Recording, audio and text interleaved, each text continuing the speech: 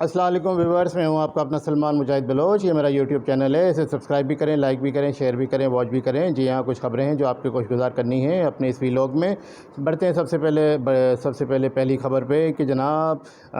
PTI ने जो है वो, कल भी हमने बताया था आपको कि पीटीआई ने अपने चेयरमैन साबिक़ वज़ीर-ए-आज़म इमरान खान साहब को 9 के 9 हलकों पर जो है ज़मीनी इलेक्शन में उतारने का फ़ैसला कर लिया है। जी हाँ बिल्कुल, इमरान खान साहब ने और पीटीआई ने यह ऐलान किया है कि जनाब जो 9 हलकों पर जो ज़मीनी इलेक्शन होने जा रहा है उस पर इमरान खान साहब जो है वो कंटेस्ट करेंगे, इलेक्शन लड़ेंगे, और एक ही शख्स जो है वो 9 के 9 हलकों पे इलेक्शन लड़ेगा। लेकिन उसमें सवाल ये भी पैदा होता है, कल भी हमने सवाल उठाया था कि मौजूदा तौर पे फ़िलहाल जो इमरान खान साहब ख़ुद मेंबर नेशनल असम्बली है, रुकन कौमी असम्बली है, तो वो किस तरह से बगैर इस्तीफ़ा दिए हुए जो है वो 9 के 9 हलकों में ज़मीनी इलेक्शन लड़ सकते हैं। अगर वो ज़मीनी इलेक्शन लड़ भी लेते हैं और अगर वो 9 के 9 हलकों पर कामयाब भी हो जाते हैं तो क्या फिर वो एक सीट रखेंगे या 8 सीटें छोड़ेंगे? फिर एक खर्चे के मामला, फिर बड़े मामला होंगे, फिर दोबारा उस पर ज़मीनी इलेक्शन होगा। आज इलेक्शन कमीशन ऑफ पाकिस्तान की तरफ से ये बयान आया है कि रिपोर्ट हुआ है कि इस इलेक्शन पे जो है वो जो ख़र्चा आना है 9 ज़मीनी इलेक्शन पे, वो तकरीबन जो है वो 50 करोड़ से 1 अरब तक का ख़र्चा आना है। और अगर इस तरह से अगर इमरान खान साहब एक ही 9 के 9 सीटों पर अगर इलेक्शन लड़ते हैं तो अगर वो जो भी सीटें छोड़ेंगे उस पर दोबारा ज़मीनी इलेक्शन होगा, दोबारा ख़र्चा बढ़ेगा। जो इस पर जो पुलिस की डिप्लॉयमेंट होगी, रेंजर्स की डिप्लॉयमेंट होगी, अगर आर्मी की डिप्लॉयमेंट होती है उनके अखराजात अलग हैं। इसमें वोटर लिस्टें जो है प्रिंट होनी है, इसमें जो है वो बैलेट पेपर छपने हैं, इसमें दीगर जो है मामलाते हैं, पोलिंग अमले की ट्रेनिंग है, उस पर ख़र्चा होगा, उन पर पैसे लगने हैं। तो ये सारा ख़र्चा जो है कौमी ख़जाने से जाएगा। जी हाँ, कौमी ख़जाने का बहुत बड़ा नुकसान होगा। लेकिन साथ ही साथ आज पीटीआई ने ये क्या है कि पीटीआई ने जो है इस ज़मीनी इलेक्शन के शेड्यूल को चैलेंज कर दिया है। जी हाँ, वो इस्लामाबाद हाई कोर्ट में उन्होंने पिटीशन फाइल कर दी है और ज़मीनी इलेक्शन का जो शेड्यूल जारी किया इलेक्शन कमीशन ऑफ पाकिस्तान ने, उसको पीटीआई ने चैलेंज कर दिया अपनी आइनी पिटीशन, अपनी आइनी दरख्वास्त में। उसमें उन्होंने ये मौक़िफ़ अख्तियार किया है कि चूँकि पीटीआई के तमाम एमएनएज़ ने जो है कौमी असम्बली के स्पीकर को अपने तहरीरी इस्तीफ़े जमा करा दिए हैं, इसलिए पहले से एक पिटीशन मौजूद है जिस पर 4 अगस्त पर समाअत भी हुई थी, जिसमें फ़रीक़िन को नोटिस भी जारी हो गए। उसी में एक मुतफ़र्रिक़ दरख्वास्त लगाई है पीटीआई ने कि जो इस ज़मीनी इलेक्शन के शेड्यूल को मुअत्तल किया जाए और जब तक तमाम अरकान के इस्तीफ़े मंजूर नहीं होते पीटीआई के, तब तक जो है इस ज़मीनी इलेक्शन के शेड्यूल को मुअत्तल किया जाए और एक साथ जो है ज़मीनी इलेक्शन कराया जाए और एक साथ ही तमाम अरकान पीटीआई के जिन्होंने कौमी असम्बली इस्तीफ़ा दिया है उनके इस्तीफ़े कबूल कर लिए जाएँ। कल तक तो ये स्टांस था, एक रोज़ कबल तक, एक दिन पहले तक, कि इमरान खान जो है वो तमाम 9 के 9 हलकों से इलेक्शन लड़ेंगे। और आज जो है वो सुबह अचानक से जो है वो पीटीआई जो है इस्लामाबाद हाई कोर्ट चली गई और इलेक्शन कमीशन के ज़मीनी इलेक्शन के बाई इलेक्शन के शेड्यूल को चैलेंज कर दिया है। अब उसकी अगली समाअत जो है वो इस्लामाबाद हाई कोर्ट में होगी। उसकी समाअत की जो भी तारीख़ आएगी हम उससे आपको आगाह करेंगे, आपको पता भी क्या चल जाएगा। इसकी जो है वो समाअत जो है वो होगी, बड़ी इंपॉर्टेंट होगी। अब देखना ये है कि पीटीआई एक तरफ तो ऐलान कर रही है कि हम ज़मीनी इलेक्शन में हिस्सा भी लेंगे भरपूर तरीके से और मुखालफिन को भागने नहीं देंगे, इमरान खान साहब हर हल्के से लड़ेंगे, लेकिन उन्होंने दूसरी तरफ इसको चैलेंज भी कर दिया है। आगे बढ़ते हैं, पीटीआई ने और इमरान खान साहब ने, उनकी सियासी कमेटी ने आज एक फ़ैसला किया है कि वो 13 और 14 अगस्त की दरमियानी शब इस्लामाबाद में एक बहुत बड़ा अवामी इज्तिमा मुनक्कद करने जा रहे हैं, बहुत बड़ा अवामी जलसा करेंगे जिसको वो जश्न आज़ादी का नाम दे रहे हैं। और वो कह रहे हैं, पीटीआई कह रहे हैं कि हकीकी आज़ादी का जश्न होगा, ये हकीकी आज़ादी का एक जलसा होगा। पीटीआई जो है वो एक बहुत बड़ा पावर शो करने जा रही है जिसमें फवाद चौधरी का दावा है कि उसके बाद हम इलेक्शन की डेट का भी अल्टीमेटम दे दें 1 माह के अंदर। अगर वो ना दिया गया और ये हुकूमत अगर फारिग ना हो, ये हुकूमत अगर घर नहीं जाती, तो फिर उसके बाद दमादम मस्कल अंदर होगा। आगे बढ़ते हैं, एफआईए ने बड़ी तेज़ी से जो है वो इलेक्शन कमीशन का फ़ैसला आने के बाद और वफाकी हुकूमत की हिदायत पे, वफाकी काबीना की हिदायत पे एफआईए ने जो अकाउंट्स हैं, जो इलेक्शन कमीशन ऑफ पाकिस्तान के फ़ैसले में जो अकाउंट्स हैं, 16 अकाउंट्स और 13 अकाउंट जिनका जिक्र है, जिसको पीटीआई ने ऑन नहीं किया, जो पीटीआई के रहनुमाओं के नाम है, इमरान खान के नाम भी 2 अकाउंट है, उसके ऊपर जो है वो 4 शहरों में, 3 बड़े शहरों में जो है वो पीटीआई जो एफआईए ने अपनी तहकीकात का आगाज़ कर दिया है, जिसमें इस्लामाबाद भी है, जिसमें पेशावर भी है, जिसमें कराची भी है और जिसमें लाहौर भी है। जी हाँ बिल्कुल। और एफआईए ने जो है आज तलबी के समन भी, नोटिस भी जारी कर दिए। साबिक स्पीकर असद कैसर को तलबी का नोटिस जारी कर दिया है। साथ ही साथ एफआईए ने जो लाहौर के मौजूदा जो पीटीआई के वज़ीर हैं मियां महमूद रशीद, सीनियर रहनुमा पीटीआई, उनको तलबी का नोटिस जारी कर दिया। इसके साथ साथ 11 मज़ीद अफराद को जो है वो एफआईए ने तलब कर लिया है मनी लॉन्ड्रिंग के हवाले से, और जो पैसा जो पीटीआई के अकाउंट्स में आया है या जो अकाउंट्स हैं जिनमें ममनुआ फंडिंग आई है, उस हवाले से इन रहनुमाओं को तलब कर लिया है। इसी तरह से एफआईए ने 6 शहरों में, जी جی ہاں ملک پاکستان کے 6 شہروں میں اپنی تحقیقات کا آغاز کر دیا اور تحقیقات جاری اور بڑی اسپیڈ سے یہ معاملہ جو ہے آگے بڑھایا جا رہا ہے ایف آئی کی جانب سے۔ اسی طرح سے بینکوں سے جو ہے وہ اب مختلف بینکوں سے جو ہے اکاؤنٹس کا جو 16 اکاؤنٹس ہیں یا 13 اکاؤنٹس ہیں ان کا ریکارڈ بھی ایف آئی اے نے طلب کر لیا ہے اور ایف آئی اے کو میرے خیال میں مل بھی گیا ہے۔ اس کے بعد جو ہے سیکورٹی اینڈ ایکسچینج کمیشن سے جو 351 کمپنیوں کا ذکر ہے جس سے جو ہے پی ٹی آئی کے اکاؤنٹس میں عمران خان صاحب کو جو ہے وہ تحریک انصاف کے ٹرسٹ میں جو فنڈنگ آئی ہے جس کو ممنوع فنڈنگ قرار دیا گیا ہے، جس کو فورن فنڈنگ قرار دیا گیا ہے اور پی ٹی آئی کو فورن ایڈٹ پارٹی قرار دیا گیا ہے الیکشن کمیشن پاکستان کے فیصلے میں، ایف آئی اے نے سیکورٹی ایکسچینج کمیشن سے جو ہے وہ کمپنیوں کی تفصیلات بھی طلب کر لی ہے تاکہ ان کی تحقیقات میں مدد مل سکے اور تحقیقات کو آگے بڑھایا جا سکے۔ آگے بڑھتے ہیں۔ آج ایک دفعہ سے پھر عمران خان صاحب نے جو ہے وہ کافی عرصے بعد پنجاب کی کابینہ کے مرحلہ مکمل ہونے کے بعد جس میں تمام پی ٹی آئی کے لوگوں کو جو ہے کابینہ میں شامل کیا گیا ہے، عمران خان صاحب نے ایک دفعہ سے پھر نئے الیکشن کا تاریخ کا مطالبہ کر دیا۔ جی ہاں عمران خان صاحب نے مطالبہ کر دیا ہے اپنی سیاسی کمیٹی کی میٹنگ میں کہ ہمیں جو ہے الیکشن کی ڈیٹ دی جائے اور وہ ڈیٹ جو ہے وہ جلد سے جلد دی جائے۔ ابھی کچھ عرصے سے ہم دیکھ رہے تھے کہ پنجاب میں ضمنی الیکشن کے بعد، پنجاب میں نئی حکومت بننے کے بعد اور جو سپریم کورٹ سے جو ریلیف ملا پی ٹی آئی کو، اس کو ریلیف ملنے کے بعد عمران خان صاحب تھوڑا سا چپ ہو گئے تھے، تھوڑا سا پیچھے ہو گئے تھے، خاص کر کے جو الیکشن کمیشن کا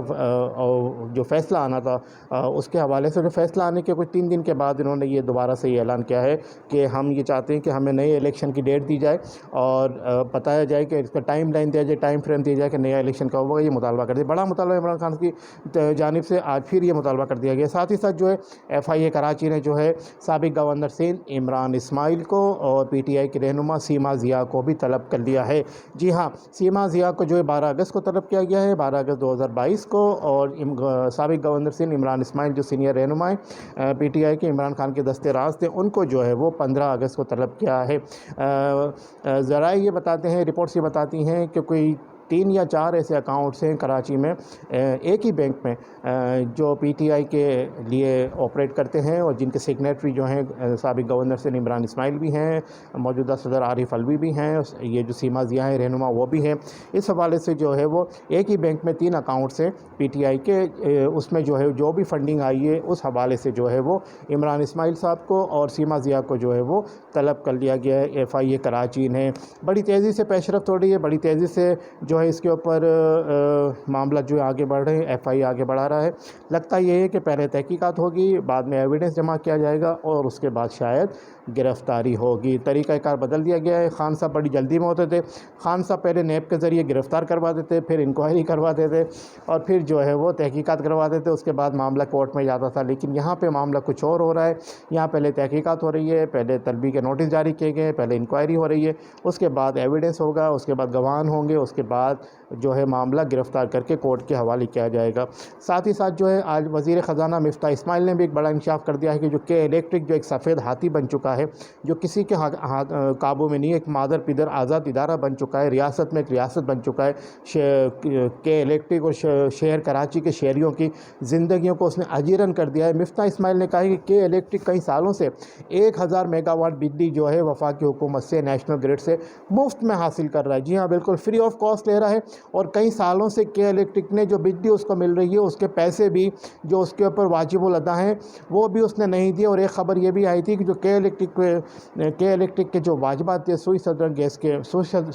گیس کے جو واجبات تھے کے الیکٹرک کے اوپر، اس کو بھی عمران خان صاحب نے ان کے جو دوست ہیں ابراج گروپ کے طاہر، ان کے کہنے کے اوپر اس کو 300 ارب کے جو ڈیوز تھے ان کو معاف کر دیا۔ لیکن یہاں مفتاح اسماعیل نے ایک اور انکشاف کر دیا ہے کہ جو کے الیکٹرک کو جو ہے 1000 میگا واٹ بجلی جو ہے وفاقی حکومت فری میں دے رہی ہے، لیکن کے الیکٹرک کیا کر رہا ہے؟ کے الیکٹرک یہ کر رہا ہے کہ جو اس کے جو صارفین ہیں جو کراچی کے شہری ہیں ان کو جو ہے اس مفت بجلی کے یونٹ کے بھی جو ہے وہ بلنگ کر رہا ہے، بجلی کے بلوں میں بھیج رہا ہے اور شہر کراچی کے لوگوں سے، شہر کراچی کے باسیوں سے، شہر کراچی کے رہائشیوں سے وہ بل مفت بجلی مل رہی ہے اس کے بھی جو ہے بلنگ کر کے پیسے لے رہا ہے کے الیکٹرک۔ اور اسی طرح سے جو ہے پچھلے کئی سالوں سے وفاق سے مفت بجلی لے رہا ہے، سوئی صدرن سے جو ہے وہ مفت گیس لے رہا ہے لیکن اپنا پاور پلانٹ چلانے کو تیار نہیں ہے۔ اب اس نے پچھلے 2-3 دن سے دوبارہ سے ایک بھرپور ان اناؤنسڈ غیر اعلانیہ لوڈ شیڈنگ کا جو ہے وہ کام شروع کر دیا ہے، لوڈ شیڈنگ شروع کر دی ہے۔ رات کو 3 بجے بجلی جاتی ہے، صبح 5 بجے آتی ہے، دن میں 3 بجے جاتی ہے، 4 بجے جاتی ہے، کوئی ٹائم نہیں ہے، یعنی کہ نہ دن کا سکون نہ رات کا چین، نہ دن میں کوئی امن آئے نہ رات میں نیند لینے دے۔ بچے پریشان، مچھروں کی بہتات ہے، بارش کا پانی ہر جگہ کھڑا ہوا ہے، گندا پانی کھڑا ہوا ہے، بیماریاں پھیل رہی ہے، ڈینگی کا مرض جو ہے وہ پھیل رہا ہے، لیکن کے الیکٹرک کو پرواہ نہیں ہے۔ وہ کراچی کے شہری ویسے ہی بیچارے اتنے مرے ہوئے ہیں کہ کے الیکٹرک ان کو اور مارنے پہ تلا ہوا ہے۔ ساتھ ہی ساتھ یہ بھی ہے کہ سپر ہائی وے کے اطراف میں یا سپر ہائی وے سے آگے یا سرجانی ٹاؤن کے پیچھے یا جتنے بھی بلدیہ ٹاؤن کے پیچھے یا اورنگی ٹاؤن کے پیچھے یا جتنے بھی ایسے مضافاتی ایریاز ہیں جہاں پہ گوٹ قائم کیے گئے ہیں، جو غیر قانونی اللیگل ناجائز گوٹ قائم کیے گئے ہیں، وہاں پہ کے الیکٹرک نے کنڈا سسٹم کو ٹھیکے پہ دے دیا۔ جی ہاں بالکل، کے الیکٹرک نے کنڈا سسٹم کو ٹھیکے پہ دے دیا ہے، اور ایک کنڈے کے ایک گھر سے 1500 روپے لیتا ہے ٹھیکیدار، اور وہ لم سم اماؤنٹ جو ہے کے الیکٹرک کو پے کر دیتا ہے۔ وہاں کا جو بھی متعلقہ جو ڈائریکٹر ہوتا ہے اس کی جیب میں جاتے ہیں۔ اور یہ جو بلنگ ہے، یہ جو بجلی کی جو بلنگ ہے، جو شہر کراچی کے جو صارفین جو جن کے پاس لیگل کنیکشن ہے، ان کے بلوں میں کے الیکٹرک شامل کرتا ہے اور ان سے پیسے وصول کرتا ہے بجلی دینے کے، یعنی کہ ان سے جو بجلی شہر کراچی کے باسی استعمال نہیں کر رہے، اس کا بھی جو بھتہ ہے وہ کے الیکٹرک یہاں سے لے رہا ہے، شہر کراچی کے باسیوں کے شہریوں سے جیبوں سے نکال رہا ہے، اور ساتھ ہی ساتھ جو گوٹھوں میں جو بجلی دی ہوئی ہے اس نے ناجائز طریقے سے، وہاں سے وہ پر ہاؤس 1500 روپے کنڈے کے لے رہے ہیں، اور ہزاروں لاکھوں کنڈے لگے ہوئے، کیونکہ 4000 سے زیادہ گوٹ جو ہے کراچی اور کراچی کے اطراف میں آباد ہے، لیکن ان کو جو الیکٹرک بجلی دے رہا ہے، اور یہ کوئی پوچھنے والا نہیں ہے کہ الیکٹرک کو، کوئی اس کے خلاف ایکشن لینے والا نہیں ہے، نہ ہی وفاقی حکومت، نہ ہی صوبائی حکومت، نہ ہی کوئی سیاسی جماعت، نہ ہی کوئی مذہبی جماعت۔ لیکن لگتا یہ ہے کہ چاہے کوئی بھی حکومت ہو، کوئی بھی سیاسی جماعت ہو، کوئی بھی مذہبی جماعت ہو، کوئی بھی اسٹیک ہولڈر ہو، وہ شاید کے الیکٹرک کے کے الیکٹرک کے قابو میں ہے، یا کے الیکٹرک کسی کے قابو میں نہیں آ رہا۔ وہ ایک ایسا سفید ہاتھی بن چکا ہے، ایک ایسا بے لگام گھوڑا بن چکا ہے جو کسی کو بھی لگام ڈالنے نہیں دے رہا، اور اپنا مست ہو کے بھاگا جا رہا ہے، اور شہر کراچی کے باسیوں کو رونتا جا رہا ہے، اسے کسی قسم کی پرواہ نہیں ہے۔ آگے بڑھتے ہیں، ایک اور نیوز آئی ہے کہ ایک ادارہ ہے ISI، جس میں ایک پوسٹ ہوتی ہے DGC-2، جی ہاں DGC-2، جس کے اوپر پہلے لیفٹیننٹ جنرل فیض حمید بھی فائز تھے کور کمانڈر پشاور بننے سے پہلے اور DG ISI بننے سے پہلے۔ وہاں پہ ایک خبر یہ آئی ہے کہ جو DGC-2 کی جو پوسٹ ہوتی ہے وہ ایک سیاسی سیل ہوتا ہے، اس کے سربراہ کی پوسٹ ہوتی ہے ISI میں، اور وہ اس کو جو ہے وہ سیاسی معاملات کو ملک پاکستان کے یا سیاسی جماعتوں کے معاملات کو مانیٹر کرتے ہیں۔ وہاں پہ یہ خبر آئی ہے کہ جو وہاں پہ ایک اہم تعیناتی ہوئی ہے، جو پرانے DGC-2 تھے وہ وہاں سے ٹرانسفر ہو گئے ہیں، اور کئی نئی شخصیت DGC-2 کے طور پہ اپوائنٹ ہوئی ہے ISI میں، اور وہ شخصیت تھوڑی سی مختلف ہے، اور وہ اپنا پروفیشنل کام کرتے ہیں، پروفیشنلی اپنے کام کو فوکس کرتے ہیں۔ اور سننے میں یہ آ رہا ہے کہ جس بوتھ کو کھڑا کیا گیا تھا، جی ہاں جس ماسٹر کو کھڑا کیا گیا تھا سیاسی طور پہ، اس بوتھ کو جو ہے وہ چند ماہ پہلے گرا دیا گیا۔ اب اس بوتھ کو، اس ماسٹر کو جو ہے وہ بالکل ہی دفن کرنے کی تیاری ہے، بالکل ہی زمین میں گاڑنے کی تیاری ہے سیاسی طور پہ۔ جی ہاں بالکل، یعنی کہ آپ میرا اشارہ سمجھ گئے ہوں گے، آنے والے ویلاگ میں اس کے اوپر کھل کے بات کریں گے، زیادہ بات کرنا مناسب نہیں ہے، اشارہ میں نے آپ کو دے دیا ہے۔ آگے بڑھتے ہیں۔ اسی طرح سے بہت ہی پروپیگنڈا ہو رہا ہے کہ جی پاکستان کی سرزمین استعمال ہوئی، جو افغانستان میں ڈرون اٹیک ہوا ہے القاعدہ کے سربراہ ایمن الظواہری پہ، جن میں ان کی ہلاکت ہو گئی ہے، بڑا پروپیگنڈا کیا جا رہا ہے اپوزیشن کی طرف سے، اور خاص کر کے ایک سیاسی جماعت ہے یعنی PTI ہے، اس کے جو میڈیا سیل ہے یا اس کا جو سوشل میڈیا سیل ہے، وہاں سے بڑے ٹویٹس کیے جا رہے ہیں، مختلف جو ہے وہ جھوٹی خبریں چلائی جا رہی ہیں کہ پاکستان کی سرزمین استعمال ہو گئی، پاکستان کی سرزمین کی استعمال کرنے کی اجازت کس نے دے دی۔ اور اس میں جو ہے جو آرمی چیف کی جو کال ہے امریکہ کے انڈر سیکرٹری سے IMF کے حوالے سے، اس سے بھی اس کو لنک کرنے کی کوشش کی جا رہی ہے کہ وہ اس کے بعد جو ہے وہ IMF سے ڈیل کو فائنل کیا گیا ہے اور آرمی چیف نے بات کی ہے، لیکن ایسا نہیں ہے۔ تمام خبریں جھوٹی ثابت ہوئی ہیں، بالکل غلط ثابت ہوئی ہیں، غلط پروپیگنڈا ہے۔ یہ جو ڈرون اڑا تھا وہ کرگستان کی زمین سے اڑا تھا، جی ہاں بالکل کرگستان کی زمین سے اڑا تھا، پاکستان کی سرزمین سے، پاکستان کی حدود سے نہیں اڑا تھا۔ میک اٹ کلیئر، اب یہ معاملہ کلیئر ہو گیا ہے۔ پاکستان نے جیسے DG ISPR کہہ چکے ہیں کہ بالکل بھی پاکستان کی سرزمین، پاکستان کی زمین کسی بھی حوالے سے کہ ڈرون اٹیک کے لیے یا ڈرون تیاری کے لیے کسی کو نہیں دی گئی، نہ اجازت دی گئی ہے۔ جی ہاں بالکل یہ بات ثابت ہو گئی ہے کہ یہ جو ڈرون جو طیارہ اڑا تھا وہ اڑا تھا کرگستان کی زمین سے، اور وہاں سے اس نے افغانستان میں آ کے ایمن الزواہری پر اٹیک کیا۔ تو ہوش کے ناخن لیں، پاکستان کے دشمنوں کا اعلی کار نہ بنے۔ اگر آپ محب وطن پاکستانی ہیں اور ایک سیاسی جماعت کو، ایک سیاسی لیڈر کو فائدہ پہنچانے کے لیے اپنے اداروں کو، اپنے ملک کے پاکستان کو بدنام نہ کریں۔ اسی کے ساتھ ایک اور بڑی افسوسناک خبر چل رہی ہے کہ چند روز پہلے ہم نے دیکھا کہ ہمارے بہت ہی senior general corps commander Quetta general Sarfaraz اور ان کے جو 5 ساتھی تھے فوجی افسران، وہ جو ہے وہ جام شہادت نوش کر گئے ہیلی کاپٹر کریش حادثے میں۔ لسبیلا کے قریب یہ واقعہ ہوا، سانحہ لسبیلا ہوا۔ اس کے بعد ہم نے دیکھا کہ چند ٹویٹس ایسے آئے ہیں، چند ٹویٹس سوشل میڈیا پہ ایسے آئے ہیں کہ جی اس میں ان کو ایک تھیوری، ایک کانسپیریسی تھیوری کا رنگ دینے کی کوشش کی گئی، اور اس طرح سے ان کے حوالے سے باتیں کی گئیں، شہداء کے حوالے سے، افواج پاکستان کے حوالے سے، کہ وہ ناقابل بیان ہیں اور ان کو بیان بھی نہیں کیا جا سکتا۔ اس کے حوالے سے 2 دن سے آپ نے دیکھا کہ DG ISPR کا بیان بھی آ رہا ہے، اور کہ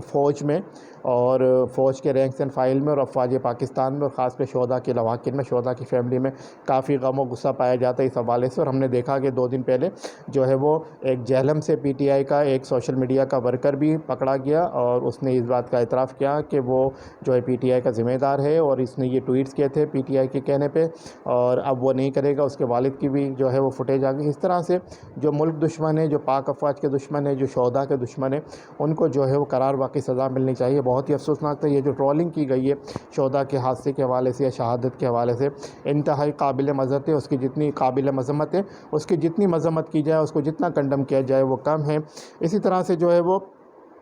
یہ معاملات جو ہے وہ پہلے بھی آتے رہے ہیں، اور پہلے بھی ہم نے دیکھا کہ مختلف retired chief of army staff کے جنرلز کے، ریٹائرڈ جنرلز کے نام سے فیک اکاؤنٹ بنائے گئے، ان کے حوالے سے پھر ٹویٹس کیے گئے، اور یہ ظاہر کیا گیا کہ یہ ان کے حوالے سے، عمران خان صاحب کے حوالے سے، عمران خان کے حق میں ٹویٹ کیے گئے، سازشی بیانیے کے حق میں ٹویٹ کیے گئے، اور لیکن اب تمام سازشی بیانیہ دم توڑ چکا ہے۔ الیکشن کمیشن آف پاکستان کا فیصلہ آ چکا ہے۔ اس کے بعد نہ ہی کوئی صادق رہا، نہ ہی کوئی امین رہا، اور جو پارسا ہونے کا دعویٰ کرتے تھے ان کی کلئی سب کے سامنے کھل کے آ گئی ہے۔ لہٰذا جمہوریت ہے، اور جمہوریت میں یہی ہماری جو ہے وہ کیا کہتے ہیں کہ ہماری اچھائی ہے، اور جمہوریت کو ہی آگے بڑھنا چاہیے، اور جمہوریت کی ورسٹ ترین، بدترین فارم بھی جو ہے ڈکٹیٹرشپ سے اچھی ہوتی ہے۔ بس اس بات کو ذہن میں رکھنا چاہیے، اور ملک پاکستان ہے تو ہم سب ہیں، ملک پاکستان کے لیے دعا کرنی چاہیے۔ اللہ پاک ہمارے ملک پاکستان کو قائم و دائم رکھے، اللہ پاک ہماری افواج پاکستان کو قائم و دائم رکھے، اور ہمارے شہداء کے درجات بلند فرمائیں، چاہے وہ ہمارے فوجی شہداء ہوں، چاہے افواج پاکستان کے شہداء ہوں، چاہے وہ ہمارے سویلین شہداء ہوں، جس نے بھی پاکستان کے لیے قربانی دی، اللہ پاک سب کے درجات بلند فرمائے۔ اسی کے ساتھ اپنے سلمان مجاہد بلوچ کو اجازت دیجیے۔ یہ میرا YouTube چینل ہے، اسے سبسکرائب بھی کریں، لائک بھی کریں، شیئر بھی کریں، واچ بھی کریں، اور دعاؤں کی درخواست ہے، دعاؤں میں یاد رکھیے گا۔ اللہ حافظ۔